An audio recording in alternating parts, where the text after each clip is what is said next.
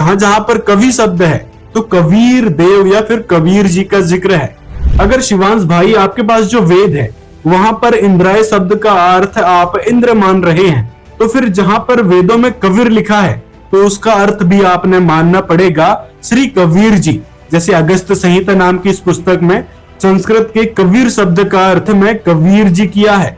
तो इसी प्रकार जहां जहां वेदों में कबीर शब्द है या कबीर देव है तो वहां पर कबीर परमेश्वर या फिर कबीर ही लिखना पड़ेगा। तो ये थी सदग्रंथों की वास्तविकता जो तर्क के आधार पर हमने आपके सामने रखी या फिर कहें प्रमाण के आधार पर हमने आपके सामने रखी।